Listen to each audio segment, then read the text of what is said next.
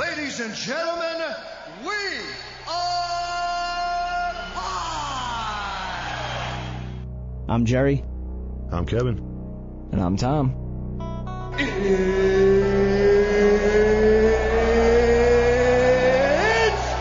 time! Live from the CSB studios in Westbury, New York. It's the Tom and Jerry Sports Show. Featuring co-host Kevin Dolan and the host that's been here since day one, Jerry Napoleonello. On Zeno Radio and on All Noise Radio. What is up, Tom and Jerry Sports Show? You are live with Jerry Napoleonello and Kevin Donlin on Zeno Radio, All Noise Radio, and the Live 365 app. A lot of news to get to, but first, how was your weekend? I had a good weekend, man. Played a lot of golf. Had my fantasy football draft. Very excited. I swear, I honestly, the night before my fantasy draft, I think I get less sleep than I used to when I was like 5 years old on, Christmas Eve night. You know what I mean? Yeah, I understand that. I had my fantasy draft last week as well. I think I did pretty well. Yeah, I thought I did all right too. Listen, a lot of people that you're in leagues with, they know what they're doing. They know how to prepare just as well as you're going to prepare. And I felt like I got the players I was, trying to get in particular rounds. But only time will tell, right? Injuries are, come far in between. I'm just, I'm grateful that I actually stayed away from Travis Kelce before that whole mess went on. But you don't know what's really going on with these guys. The NFL season's a long season, and you basically cross your fingers and pray to dodge every injury you possibly can. So what else you done? So what'd you do? Spent the weekend with the girlfriend. There you go. Had a nice weekend. Nice. As I said last week, I had the fantasy draft as well. Sweet. Played a little football on Sunday. Okay. You gotta love playing football on Sunday. Sunday. I should get back into that, man. I never get the size to be a football player. Probably should do it. Nice little tight end. Yeah, right. Wouldn't hurt nobody. Be a nice little red zone target. Absolutely. Hey, last week we apologize for anybody that listened. We had a lot of technical difficulties. But what we really wanted to bring up last week, which we really didn't have the time to, as we started with the Tom and Jerry Sports Show, we got the movie line of the week. Yep. We played one 2 weeks ago. For those of you that didn't hear it or whatever, this was it.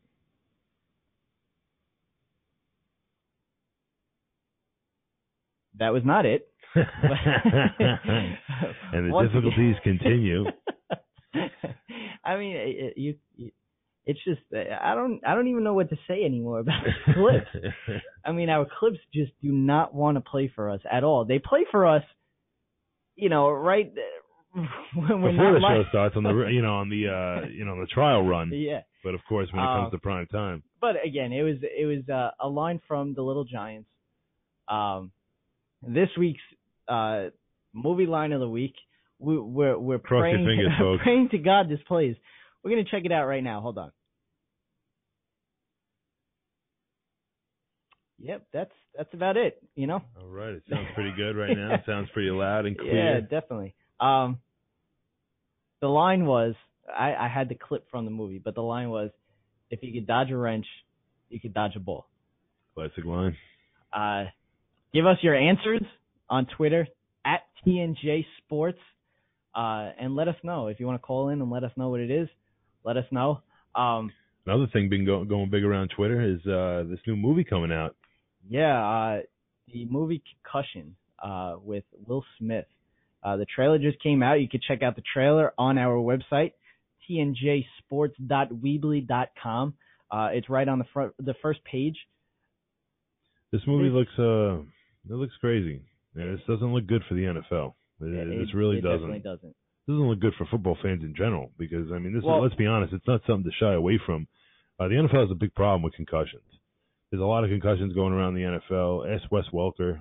He's dealing with it more than anything. He's probably dealing with the aftermath of it more than anything, which is probably the roughest part that people don't really know about. Yeah. And it's the struggles that can occur after a concussion or multiple concussions. Listen, repeatable, head injury or head trauma, it'll play an effect.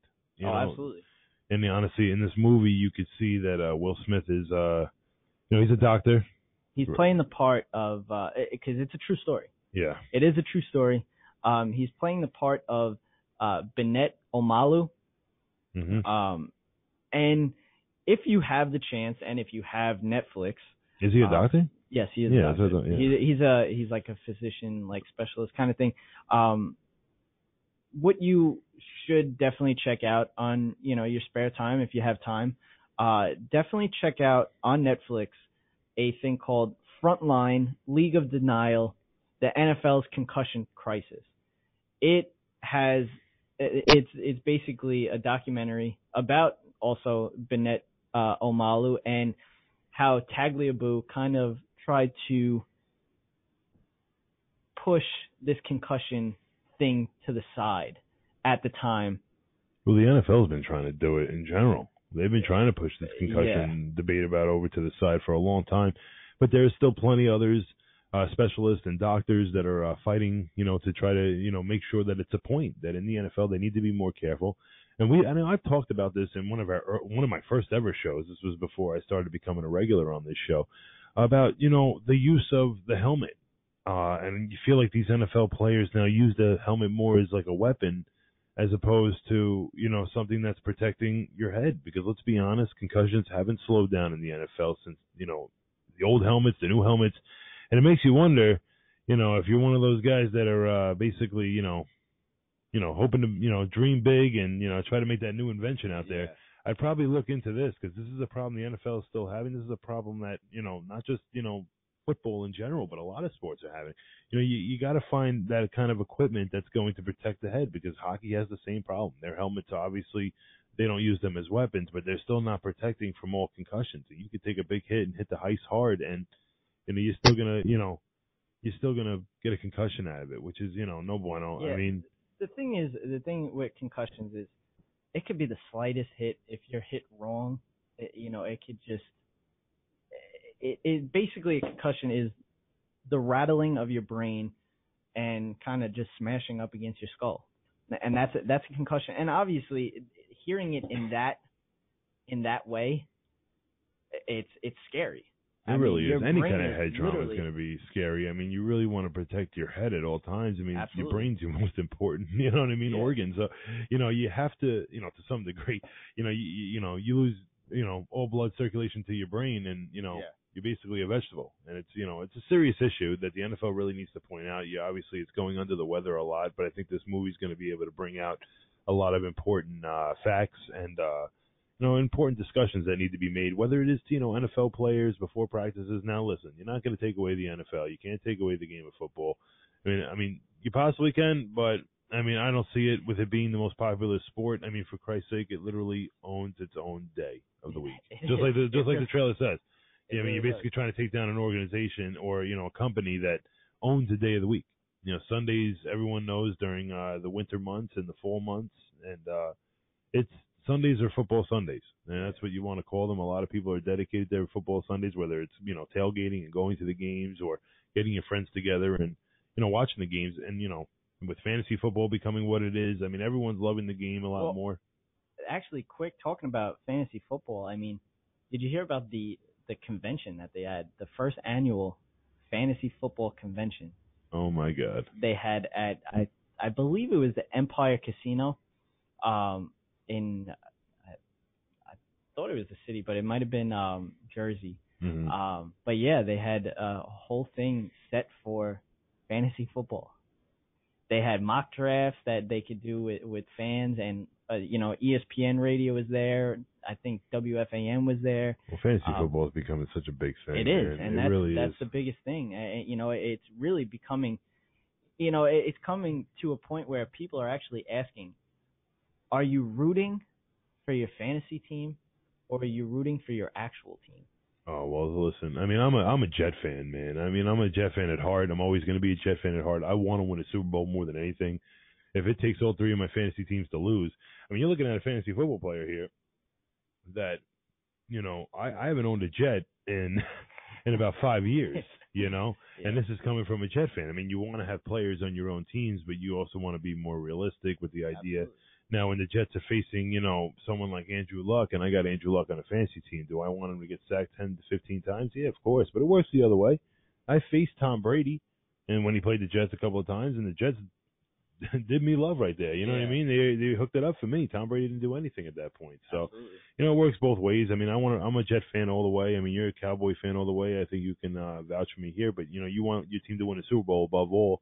I mean, it's just to watch your team in the Super Bowl. I mean, I'm a Jet fan. I'm not used to this at all. I haven't seen my team in the Super Bowl, like, literally yet since I've been alive. So, you know, to watch them in the Super Bowl would be one of the most incredible things ever. I don't even have the feeling of it yet. So it's, you know, the whole idea of getting that feeling at some point, you know, you look forward to that, and it never goes away.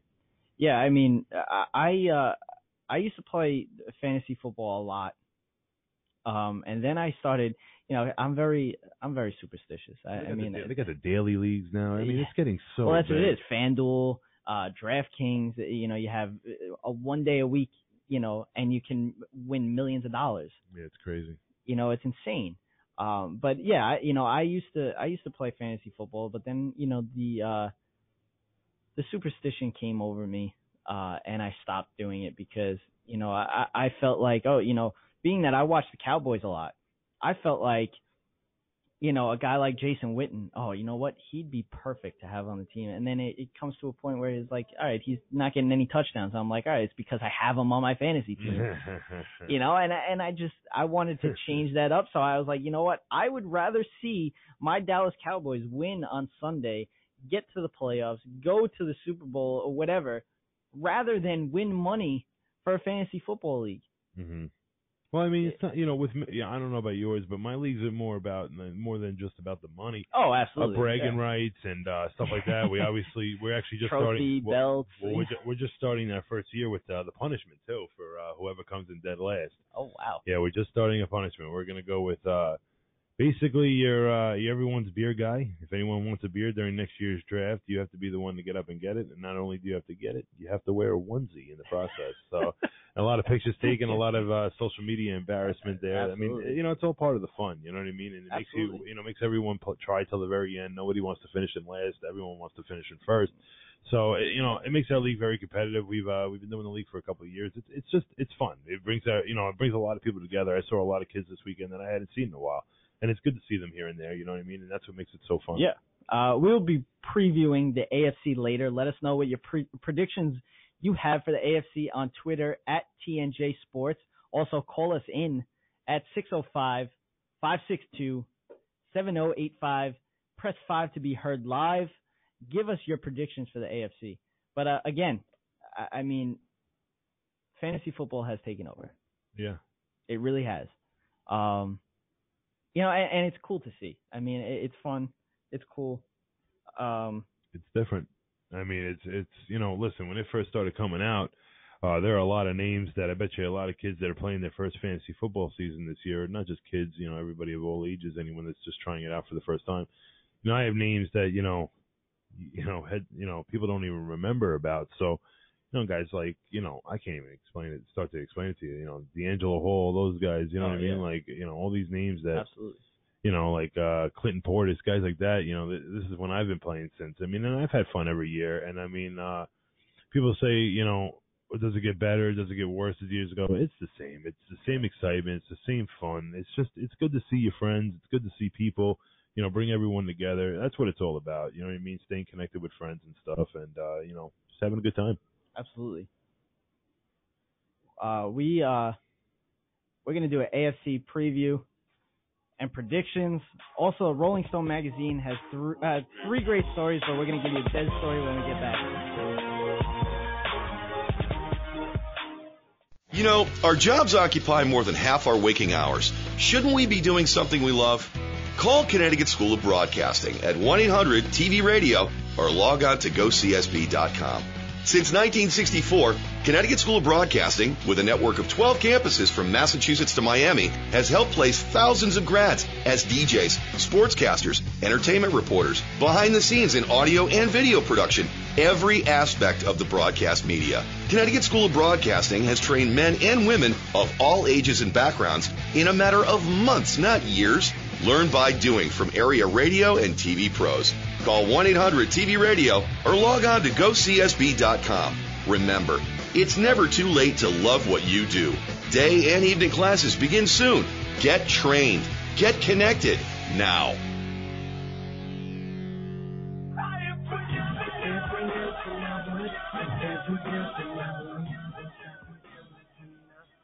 AFC preview and predictions. Also, Rolling Stone magazine has three great stories on three huge stars in the NFL. We'll get into right now, and we're going to start off with our predictions and the preview of the AFC right now. I think that's the best way to go. Yeah, we're gonna do the AFC East. Of course, absolutely, my favorite division. Obviously, for those of you that don't know who's in the AFC East, it's made up of the Miami Dolphins, the Buffalo Bills, the New York Jets, and the New England Patriots. Absolutely. And one team been dominating that division for the past couple of seasons. I think aside from one season, I think the Miami Dolphins might have won the division one year, but it's been the New England Patriots for the most part for almost the last 10 to 15 years. It's actually been really scary. As a Jet fan, I've wanted to win the division, honestly, even before the Super Bowl. That's how desperate I was getting. So, and it's just been tough. The New England Patriots have been very good with Bill Belichick and Tom Brady. Tom Brady obviously dealing with a whole situation right now with the whole Deflategate. And let's bring up a quick thing with the whole thing with Tom Brady real quick. Okay. He met with the judge again. The decision was coming out either today or tomorrow, I think. They didn't come out with a settlement yet. So that's the thing. They're not doing a settlement. So when you think when it's up to the judge, which it is, the judgment is up to the judge. All he can do is either uphold the 4-game suspension or decrease it to 0. So it's either he's going to get 4-game suspension or he's going to get a no-game suspension. There's no in-between now because it's up to the judge because they didn't settle. In my honest opinion, Tom Brady's going to get off. What, with no games? With no games. I have a very good feeling that he's going to get off. Well, from what I heard, when I know there's been a lot of stories going around, and no one's really sure. And we've talked about stories like this where no one's really sure about all the facts and all this and that, and to come to an assumption of any sort. But from what I've heard, from different people, it just seems like Tom Brady had a lot of lack of evidence when it came to defending himself. Well, then, and at the same time, if you're going to be defending yourself, you have to. To some degree, you got to have some evidence to defend yourself. You really do. And, the fact that, hey, you never know. I mean, I know there's a lot of whole, criticizing of Roger Goodell and this and that about, the way he handled this whole situation, the way he handled Ray Rice. There's been a whole lot of debates. But, they've talked about this. The Players Union and their representatives, they all knew that Roger Goodell was going to have all this power. This is not a shock to any NFL player. No. And if it takes that one change in, punishment to Ray Rice, because I guess to some degree the extent of what had happened there was revealed in that video. I mean, for him to hit a woman to begin with is unnecessary and basically unacceptable to every degree. And the fact that Roger Goodell had given him 2 games for that, 2 games for an off-field incident, his first incident, okay? I mean, it's a domestic violence, you know what I mean? It all goes in the same area. I mean, hitting a woman especially, but there's just in society. I mean, the fact that he knocked her out. I mean, a lot of people came to the assumption that she was really drunk, that maybe, you know what I mean? No, she got clocked. Whole clock. Well, that's the thing. In the beginning, there was a lot of, like, when it first happened, he's dragging around. A lot of people thought she was really drunk, that she had passed out that way. There wasn't any sort of, cold hard evidence against them. I mean, even that. Her getting dragged by Ray Rice. Yeah, that's what people didn't like. Now, even if she was drunk or she passed out, why is he dragging her around? Yeah, that's the big thing. Like, all right, you're a big guy. Ray Rice is a big guy. He might be short in height wise, but he's a big guy. There is no way he like that. He couldn't pick her up or something. So right there, it was a little fishy for me, at least. Yeah. That we're watching him drag this woman out of an elevator. It just, there was a lot and then leave her. There was a lot of reports basically coming out. So it basically showed a lot of inconsistency in Roger Goodell, and it's why a lot of guys had a big difference. But, getting back on topic with the AFC, Tom Brady and this whole thing with the NFL, you hope it just ends smoothly and let's just get the NFL season going. That's what the fans want. Yeah, I don't want to turn on ESPN and hear about this. I really don't. I want to hear a decision. I want to hear like you said, I want the judge to debate whether or not what's the punishment going to be. To me as a Jets fan, I don't care. I want to see Tom Brady. I mean, let's be honest. The Jets don't see Tom Brady for the first 4 weeks until after the first 4 weeks anyway, so it doesn't make a difference to me. See, it really doesn't. My Cowboys actually play them the last game of his suspension. So, to be honest with you, I want to play Tom Brady. Yeah, you want to play the best. I mean, why wouldn't you want to beat? Well, as a team, you get confidence. This is all about how football is, man. You gain confidence with wins. If you can find a way to win and beat any NFL team, you try any way you can, and you gain confidence, you get better, and that's honestly a big part of getting better and playing better on the field is confidence, whether people want to believe it or not.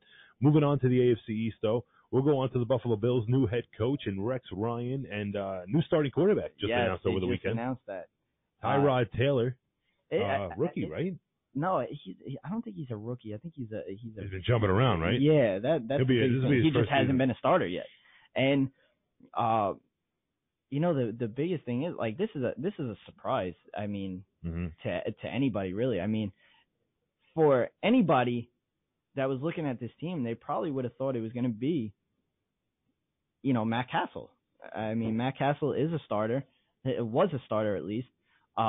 It's kind of surprising to me because E.J. Manuel played very well in his first season, and I thought it was going to be, I thought he would actually come back to his form and really, take this team and bring them to where they need to be. And, well, there was a whole thing going on with the starting quarterback. I think Rex was keeping everybody in the loop. Listen, Tyrod Taylor's played a very good game in the preseason. He led them to a touchdown. Actually, all three of them have played well for them.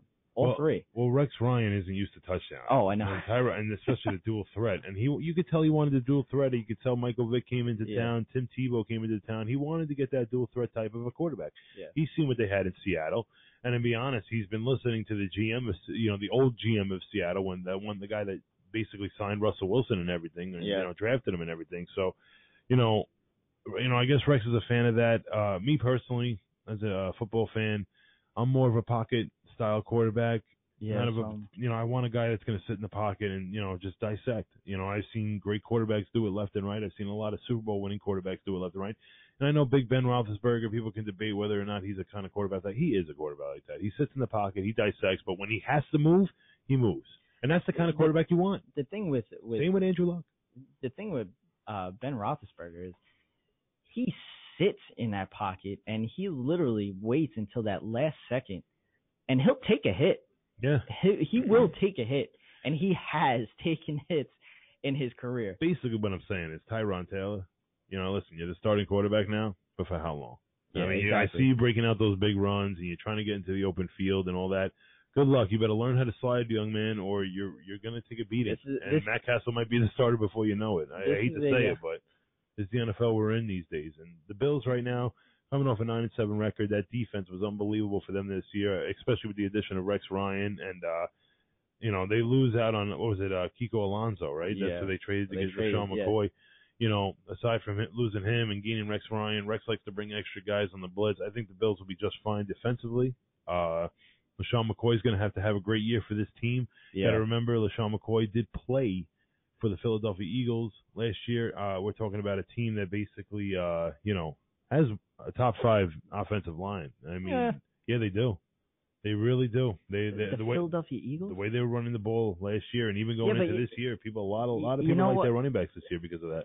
See, the thing is with the Eagles, their front line, I mean, never did anything for LaShawn McCoy. LaShawn McCoy would literally, bounce off back and forth, going back and forth. I couldn't.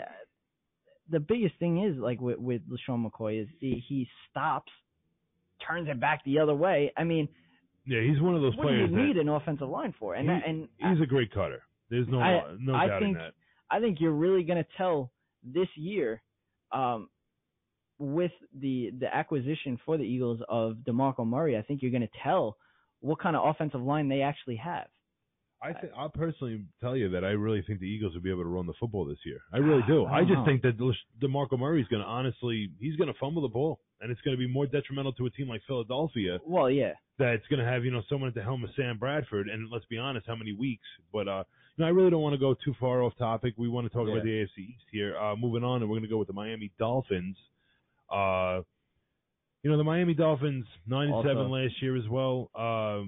This is a team that's up and coming. A lot of teams expect them to make a run for the division this year. Their key acquisitions this year: Jordan Cameron, tight end. Josh Freeman, really doesn't matter because Ryan Tannehill's not losing that spot. Wide receiver Greg Jennings, Jeff Linkenbach, Bryce McCain, Spencer Paysinger, Kenny Stills, and then the big one, Ndamukong Suh. Now, there's a lot of targets I see there. I see a lot of targets for Ryan Tannehill. So Tannehill, this is basically they did lose Brian Hartline and Mike Wallace as well, though. Yeah, they did add a lot. That's a lot of names you just. said. Greg Jennings and even Jarvis Landry's a very good talent for the Miami Dolphins. Jordan Cameron's a great great red zone threat for this team. The Miami Dolphins is going to show what Tannehill is really made of. Yeah.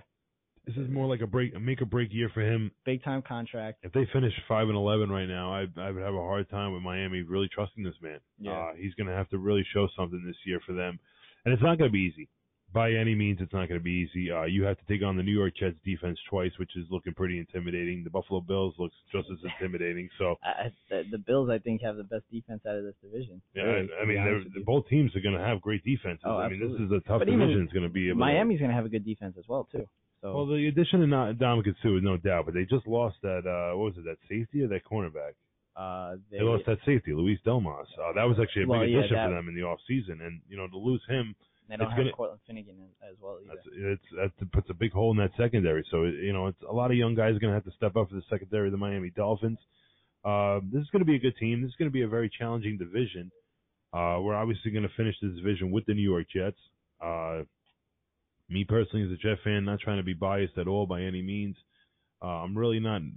I'm not nervous as a Jet fan. I think we can have a really good year this year. When it comes to the New York Jets, you see a team that, has Chan Gailey now as the new offensive coordinator, has, obviously Ryan Fitzpatrick is the new, head quarterback, of the New York Jets with the loss of Geno Smith. A lot of Jet fans want to sit there and say that Geno Smith, losing Geno Smith was such a plus for the New York Jets and, it's the best thing that ever happened. But when it comes to the Jets, I'm seeing the defense, and I'm seeing a lot of star, talent in the defense, especially in the secondary, the front end. This is going to be a tough defense to score on. And for the New York Jets and their offense, Rex Ryan being gone has to be the biggest plus for me. People want to say losing Geno Smith was the biggest plus, but for me, I think it's Rex Ryan. I'm a big Rex Ryan fan. I always will be a big Rex Ryan fan. I like the way his whole demeanor was. But honestly, there was obviously there's a time to go. The power wasn't in his hands. I didn't like the new GM we had signed too. We got rid of him as well. Good clean house. Good job by, the New York Jets front office to, clear house and let's take care of business. Let's get a new set of guys in there. All right. We're going to talk the rest of the Jets when we get back. We're going to preview the rest of the AFC and how can we forget Fantasy 14, all coming up on the Tom and Jerry Sports Show. Connecticut School of Broadcasting founder Dick Robinson. The media business has changed a lot since we opened our doors in 1964. Now media content is everywhere, on air, online, on the go. More than ever, companies are looking for people to help drive this new media. At Connecticut School of Broadcasting, you'll get hands-on training on the latest software and equipment in a matter of months, not years. Connecticut School of Broadcasting has placed thousands of grads in broadcast media careers. It's all about versatility. You see, at a radio station, if you also know how to shoot, edit, and post videos, you become a pretty hot commodity. That's the training you get at Connecticut School of Broadcasting. Connecticut School of Broadcasting with locations up and down the East Coast from Massachusetts to Miami. Call 1-800-TV-RADIO or log on to GoCSB.com. Connecticut School of Broadcasting, the nation's oldest and largest group of broadcast media schools. Redefining training in radio, TV, and new media. Get trained. Get connected. 1-800-TV-RADIO. How you doing? We are back, and we're going to preview the rest of the AFC. I just wanted to finish up with a couple more facts for the New York Jets. There's not really much more to say aside from the fact that with the new head coach and Todd Bowles and Chan Gailey, new offensive coordinator, I think the Jets offense can be, let's say better. And that's because I don't think there's a possible way it could have gotten worse. And the defense being pretty good. I see the Jets being a good threat in this division, but, Jerry, if you were to pick a team to win this division, who are you picking? To be honest with you, I think I still got to go with the Patriots. I don't blame you at all. I really don't. I mean, it really. I'm going to be biased. I'm going to say the New York Jets. I mean, I'm just, I guess this is me being a fan. You be a fan. But, you be the fan. I'm just. I mean, I can't say that. It really depends on how this guy Garoppolo performs in the very beginning. That and also that basically. I just feel like Tom Brady's going to get off. I think he's going to start game one. Yeah. I mean, they did lose a lot of names in that defense. And the thing though. is, game one for the Patriots is the 10th. I can't name a lot of people on that front seven for the New England Patriots aside from Gerard Mayo. So there's a lot more that goes than just Tom Brady. Oh, yeah, I think the Jets have a really legit chance. I mean, we're talking about Ryan Fitzpatrick being the lead quarterback. Everyone wants to question the accuracy and all this, but I mean, my man was scoring points with the Buffalo Bills with Stevie Johnson as his best receiver. Now you give this man Brandon Marshall, Eric Decker. I think there's a lot of damage that can be done. The defense could do the rest of the job. Jets going to find a way to win a lot of games this year. But we're going to move on to the next division. We're going to go with the AFC North. The AFC North. And let's be honest, this division's one of those divisions that, it's always like a powerful division. There's never been a time. It usually is a very defensive division. From the years back, this is always a tough division defensively. I mean, you had the Ravens talking about Terrell Suggs and Ray Lewis and all them. Then you had the Steelers with Troy Polamalu, James Harrison, guys like that.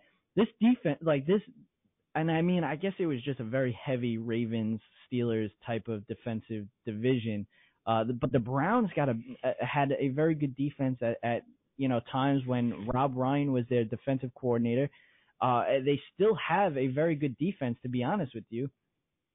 And I mean, just overall, that talking defensively with this division, I think it's like the complete. I think it's completely opposite. I think the two teams that you didn't expect to have the best defense in this division are the Cincinnati Bengals and the Cleveland Browns, leaving the Pittsburgh Steelers and Baltimore Ravens at the back end of this division.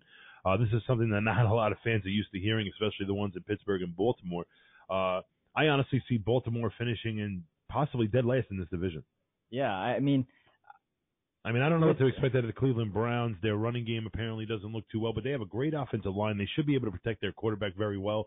Their defense is going to be very, very hard to play against. This could be a competitive team. The Ravens right now, I don't see it. I mean, you're looking at an aging receiving core. They lost Torrey Smith for the year. That was their deep ball threat. They don't have Dennis Pitta. You got Joe Flacco basically sitting out on the island. That's basically what happens when you sign your quarterback to a lot of money. We've talked about this with the New York Giants many times. You got to have other guys performing. And their defense, they still got a couple of good names on the defensive side of the ball, but I don't see it. When you still got Terrell Suggs, I mean, you really... Yeah, no, and I'm actually talking about their safeties and cornerbacks, too. Well, yeah, they... Like Webb and them. They're very good players. They also have Elvis Dumervil. Yep. Looking at the defensive, defensive side of the ball for the Ravens, talking about maybe Jernigan, Chris Canty, Terrell Suggs, C.J. Mosley, Courtney Upshaw. They obviously you got Ladarius Webb back, Jimmy Smith. These two are top cornerbacks in the league. At least top 20 cornerbacks in the league. I'm just worried about the offense, really. And honestly, out of all those teams in that, maybe they can be fighting with Cleveland for the second and third to last. But I mean, honestly, it really is a fight between the Cincinnati Bengals and Pittsburgh Steelers. And I think that for the first time in a while, it basically comes down, is Pittsburgh offense going to be enough to win this division for them? Or right now, is the Cincinnati defense going to be enough? Because right now, Cincinnati is not looking too good when it came on the offensive side of the ball. Andy Dalton does not look good in this preseason. And I know a lot of people are going to say, don't take the preseason too seriously, but Andy Dalton's been, basically hasn't had too high of a ceiling when it came to expectations for himself. This year, it's got to be built up a little bit. And Marvin Lewis, I know what kind of head coach he is. he's going to be pushing for top-tier production on the offensive side. I think he knows what he has on the defensive side.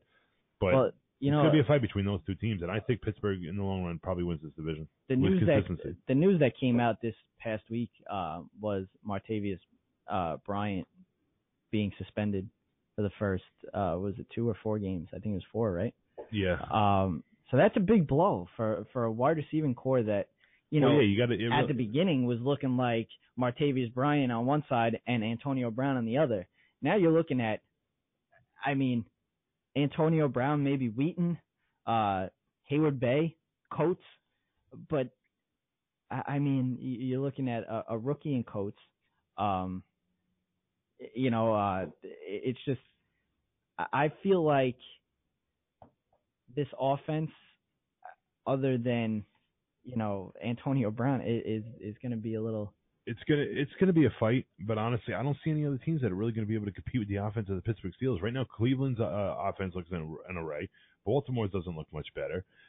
Cincinnati's offense isn't looking much better, and I think Pittsburgh clearly has the best offense to be the most consistent team in that division. But they probably have the worst defense out of all than Pittsburgh. Yeah, so exactly. It's really going to be a fight. To make a prediction in this division isn't easy.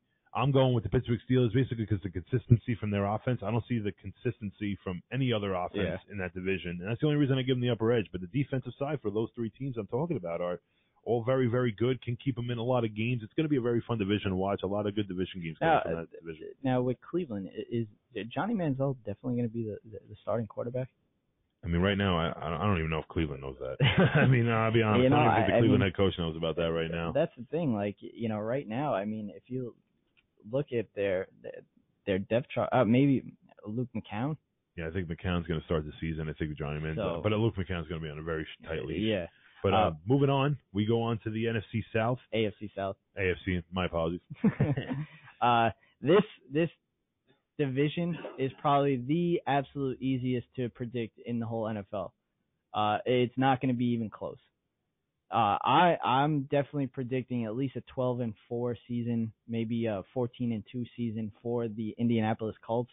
I still think they have their problems.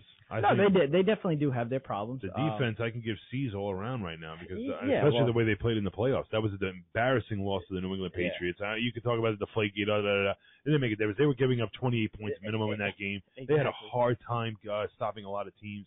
And it's not going to be as much. Honestly, when you got teams like Jacksonville and Jacksonville and Tennessee in your division, I can understand where you say those two are going to obviously be pulled away. But Houston could definitely give them a run for their money. The quarterback situation in Houston still is obviously the one difference between these teams. But Houston could clearly have one of the best defenses in the NFL this year, especially with the adding of Clowney now. But when you look at the offensive side of the ball for the Indianapolis Colts, they add Frank Gore. Yep. Adding to that team, I think Frank Gore will have. He's a 3-down back. He's got 3 down. He's got 3-down material. The guy can catch the ball. He can run. He can block. And he can block. That's the biggest thing. Yep. He definitely can block for Andrew Luck. Last year, Andrew Luck had Almar Bradshaw, who was very, very good at blocking, and that was a big reason why he saw the field a lot last year. And I know a lot of fantasy owners were questionable about that whole situation. Even after Bradshaw, there were certain guys that they were putting out there that, listen, if you can block for your quarterback, especially a man like Andrew Luck, where the Indianapolis are, highly, regarding him, it works out well for them. But obviously the Colts haven't made the best moves. This could have been a team with even a higher ceiling right now. They're obviously losing their first-round pick for the Trent Richardson trade. I know. God. But you add, like I said, you add Frank Gore. You add a guy in Andre Johnson, who, has never had a quarterback in his career. Never. It's just not and I'm being serious. There has never been a quarterback in his career that you can say was David Carr might be his best ever quarterback. Maybe Matt Schaub.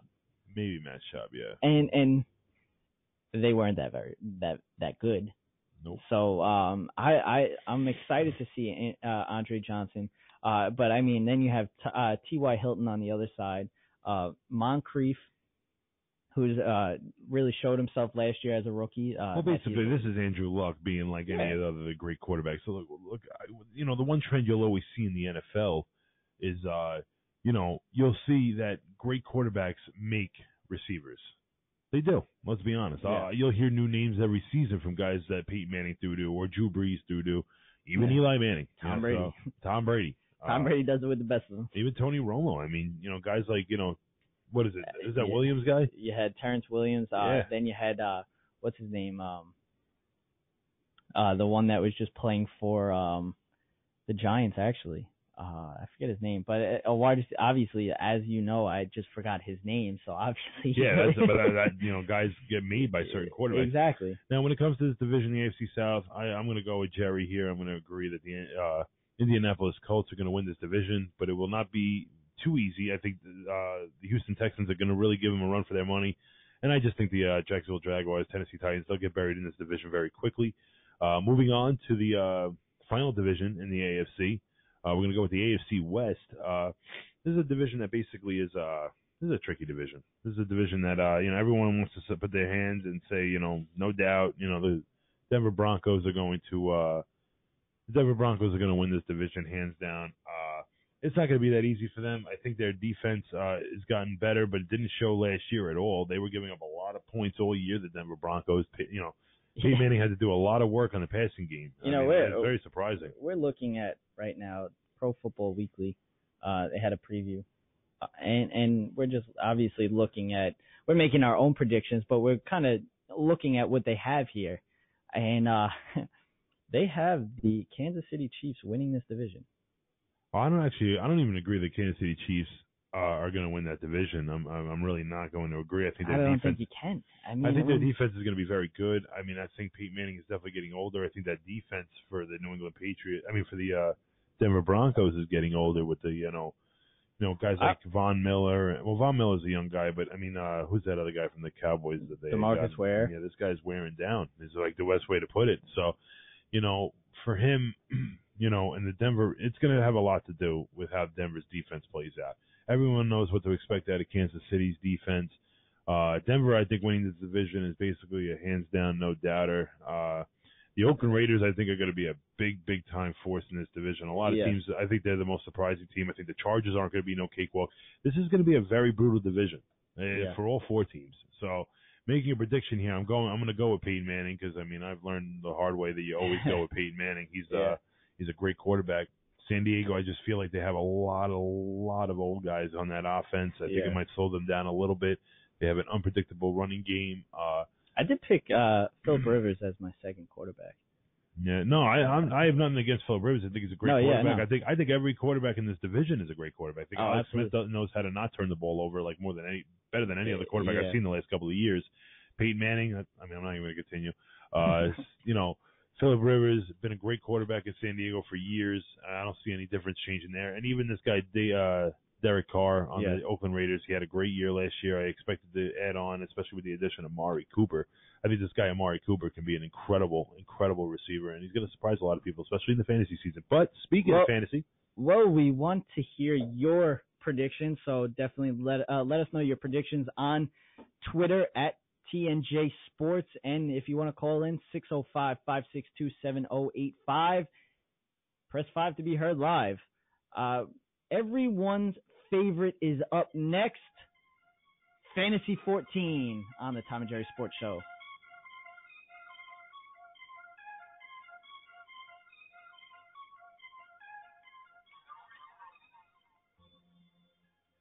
All Noise Radio.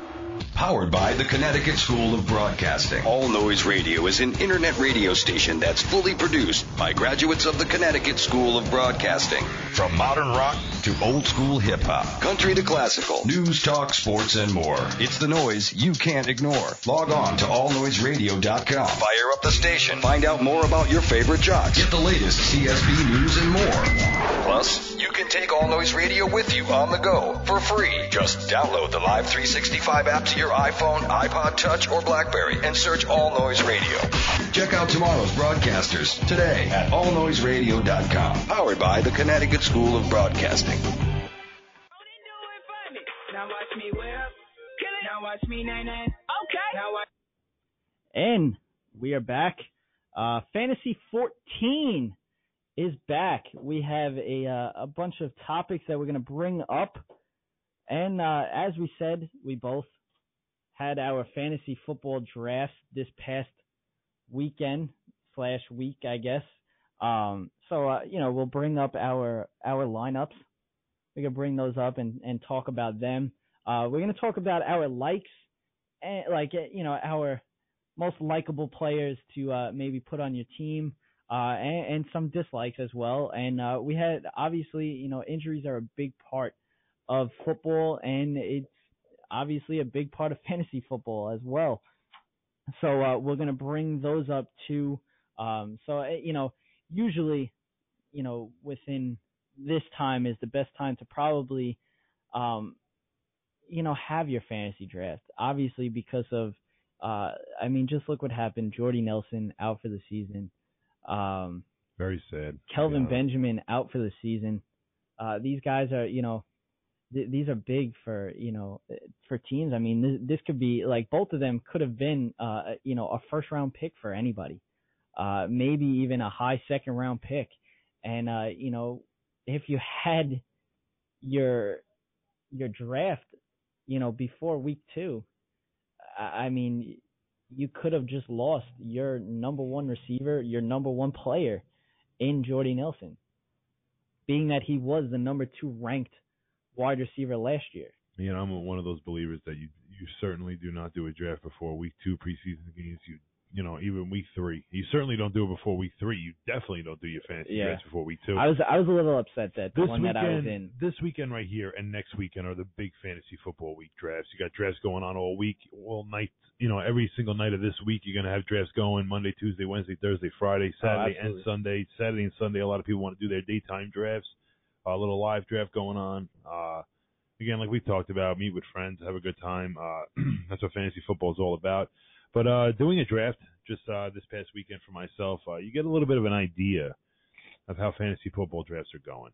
And for me, a lot of leagues are different. A lot of teams, a lot of leagues will be more, favorite to the quarterback or the favorite to the running backs and stuff and receivers, PPR, stuff like that. A lot of things I saw when I saw, common drafts, that was at the first pick in the draft. I don't think I've even met 2 people that have had the number 1 pick that have told me the same person. A lot of people want to go with Adrian Peterson, but you're coming off a guy that's only had 23 carries in the last 2 years. Well, I had the first pick, and I went with Adrian Peterson. And I know someone else that had the first pick and went Marshawn Lynch. So, it's... Really? Yeah, basically. There's a lot of guys you could take at number 1. I know another league that someone else took Eddie Lacy. Another league that someone else took Jamal Charles. Actually, Jamal Charles is... going number 1 above any of these other guys right now. Actually, Jamal Charles has gone 1 before all of them. And then even some people want to go and take Le'Veon Bell and risk the 2 games because a lot of people see Le'Veon Bell and they see someone like Josh Gordon. Yeah. Josh Gordon missed 2 games 1 year, and the rest could speak for itself. This guy was a dominant force at wide receiver. It's so sad that we can't have him back in the league. He's a great player. But yeah, so honestly, going into this fantasy football season, there really isn't a clear-cut number 1. And I basically, basically the way I'm putting this is that any of those top 5 backs in the NFL are safe picks right now. Pro Football Weekly has a Super 50 of, just the 50 best players in the league.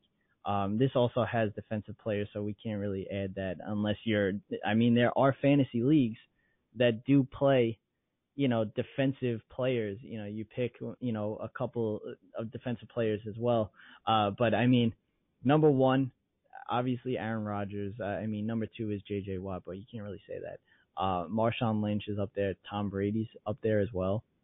Tom Brady was the player that I was hoping to get later on, maybe in like the 5th or 6th round. I was hoping to get him. And obviously then I could, or draft him early and then, draft a quarterback later on, maybe like a Teddy Bridgewater type to hold over those 4 games that he's supposed to be out. And then if the suspension doesn't go down, like if it does go down, then you have him at the start of the season. So that was what I was going to try to do. But, Tom Brady was taken right before, a couple of picks before I was going to pick him. So that kind of sucked.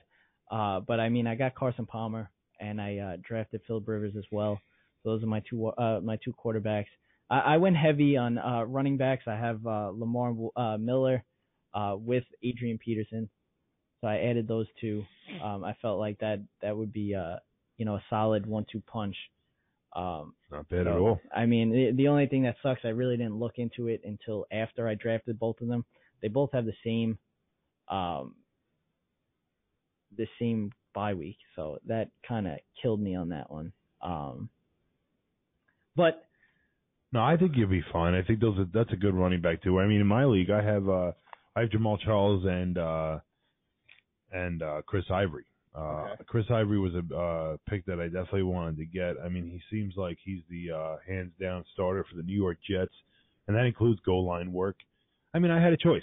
I mean, it comes down to this. I was in the 4th round, 5th round of a draft. I'm not really sure what round it was again. This was a keeper league, so a lot came into play. But, in the 5th round, I had a choice of Chris Ivory, Arian Foster, Joseph Randall, and Doug Martin. Okay. And that was my choice.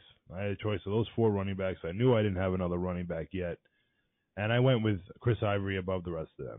Now, honestly, my next pick after that would have been Arian Foster. Then I probably would have went Doug Martin, and then I would have went, what was the final name I just said there? Doug Martin. No, I said Doug Martin. There's another name. I mean, whatever. To be honest with you, I had obviously, being that I had the first pick, I had Mr. Irrelevant, last pick of the whole draft, and I picked Reggie Wayne with the last pick. That's not a bad pick. I thought that was perfect. I mean, I ended up getting Jonas Gray too. Jonas Gray, I looked at your team. I remember seeing it, and that was probably the best pick of them all. I think this is a guy, Jonas Gray, who is going so deep in drafts. And it makes no sense. Everyone assumes that LeGarrette Blount is the starter there, but there's no reason to believe that. LeGarrette Blount is getting older. Jonas Gray is very young. And this guy could be a steal in a lot of drafts. I mean, I'll be honest with you. I'm in a draft right now. I did a league where, the pickups start at 7:00 tonight, and this man wasn't drafted. And it's a keeper league, so I went and drafted Kevin White to try to, beef up his drafts, possibly pick him up late in the season if I'm not doing too well, and get a really, you never know kind of keeper. I mean, it's an 18th round we're talking about where no one relevant goes, and Kevin White's could be a good option next year. I mean, this guy probably would have went in the first 10 rounds of the draft, barring his injury. But, I'm going to probably drop him tonight, and I'm probably going to pick up Jonas Gray. I mean, and this is a guy that, I'm a guy that has 6 running backs on my team right now. I have Devontae Freeman. I took David Cobb. I know he had gotten hurt, but, when he comes back, I personally don't think Bishop Senko will hold on to that job. It's just going to be so hard to be productive in Tennessee that you can see a lot of job changings going on. I think the only person that will be consistent there will be Marcus Mariota, and that might not even be true. Zach Mettenberger might go into that, situation before you even know it. So, the Titans are going to be a train wreck this year. There's no doubt about it. I think the Jacksonville Jaguars could possibly be right behind it. But again, this is, you never know. I mean, Blake Bortles is a young quarterback. So was Marcus Mariota. I thought Zach Mettenberger had some bright spots last year. So, you never know what we can get out of these players. With me, consistency beats everything else. And, this year when it came to my teams, I tried to get guys that are going to be out there. I wound up getting Randall Cobb, Emmanuel Sanders as my receivers. Randall Cobb I was fortunate to have as a keeper, and I was lucky enough to obviously have something like Jordy Nelson's injury occur. Like, it's just, and that's another thing with fantasy football. I mean, a lot of people are celebrating injuries, which is never the right thing. Let's be honest. Someone getting hurt is always, it just sucks. I mean, you but don't in a way, get hurt. I drafted Devontae Adams, so yeah, of course, everyone, so it always works out to some degree. But to the point you wish you don't see someone like Jordy Nelson. No, you don't want to see that at all. Well, no, my other keeper that wasn't going to be Randall Cobb was going to be Kelvin Benjamin. So I mean, I kind of got it balanced out a little bit. So you guys got hurt, but that's what happened. Randall Cobb got hurt too. Yeah, he even had a shoulder injury. Yeah. That wasn't. And of course, I hear that 2 hours before my draft. They go, we'll have an update in 24 hours. I go, oh, that's cool because I have a draft in about 2 hours. So I don't know what that 24 hours is going to do for me.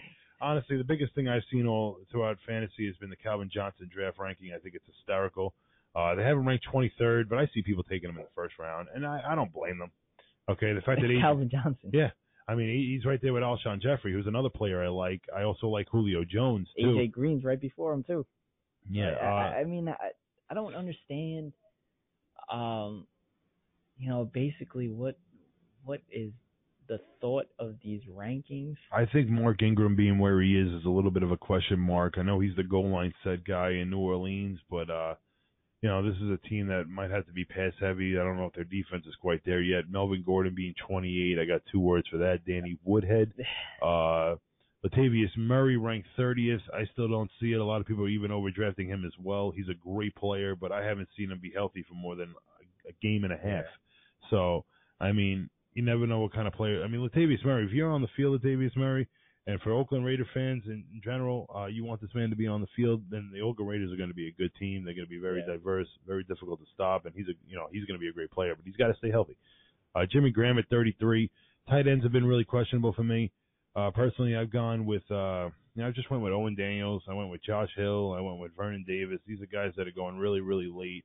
I'm not going to sit there and try to grab guys like Jimmy Graham or Gronkowski if I could get Greg Olsen, but he's been getting overdrafted. A lot of people are even drafting Greg Olsen before Jimmy Graham. So I'm not going to go heavy on tight end this year. I think tight end is going to be very difficult. You're not going to have a lot of teams with great tight ends. And if you do have a great tight end like Jimmy Graham or Gronkowski, you're obviously not going to have players like your number 2 receiver being Emmanuel Sanders.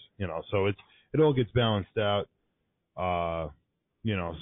And basically, another pick I liked around this area, like I wouldn't take Jimmy Graham, I wouldn't take Latavius Murray, I wouldn't take Melvin Gordon, I wouldn't take Mark Ingram, but I would take Alfred Morris. I mean, I think with Kirk Cousins being the quarterback of this team, I think that might straighten out a lot of things. He goes right before Carlos Hyde. I would never even want to touch Carlos Hyde or Jonathan Stewart. I'd rather go Alfred Morris all day long with that. Todd Gurley the same way. This is a little area receivers right here. I like. I actually got Devontae Adams and Brandon Cooks. That's a so good. I thought that was. That's definitely good. A lot of teams solid. are praying for something like that. Of course, Devontae Adams, Brandon Cooks, DeAndre Hopkins, a little good area right What there. do you think about DeAndre Hopkins? DeAndre Hopkins, same way I think about Jordan Matthews. I'm a little questionable about their quarterback. I think they're ranked a little too high because of their quarterback situations. But hey, I've been proven wrong before. I'm not no fantasy guru or anything. This is just off my personal mindset. I've won championships before, so I have some sort of an idea of what I'm doing. So but that's gonna do it for the fantasy 14. Thanks for joining us. We want to just hype up the show a little bit. We are finally live, so if you're listening to us, obviously you're listening to us live. You're gonna hear us there. You're gonna hear us on All Noise Radio. If you haven't gotten the chance to listen live, you'll hear us on All Noise Radio and the Live 365 app Wednesdays and Fridays at 5 p.m. Eastern. You can check us out on our website, tnjsports.weebly.com. You can stay in touch with us through Twitter at TNJSports. Check us out on Instagram, Tom and Jerry Sports Show. And don't forget to follow us on Twitter. At TNJ Sports. Baby. Definitely check us out. Also, check us out on the Overtime app. Jerry Napoleonello and Kevin Donlin. That will do it for the Tom and Jerry Sports Show. I am Jerry. I'm Kevin. Be breezy.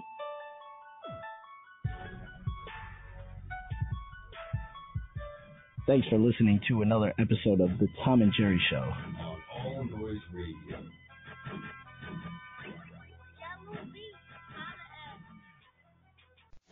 Our jobs occupy more than half our waking hours. Shouldn't we be doing something we love? Call Connecticut School of Broadcasting at 1-800-TV-RADIO or log on to GoCSB.com.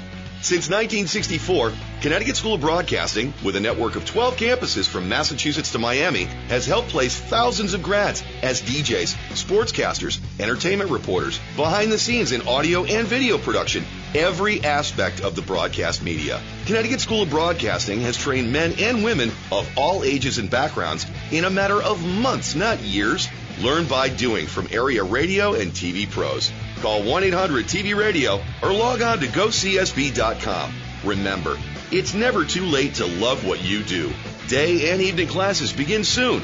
Get trained. Get connected now.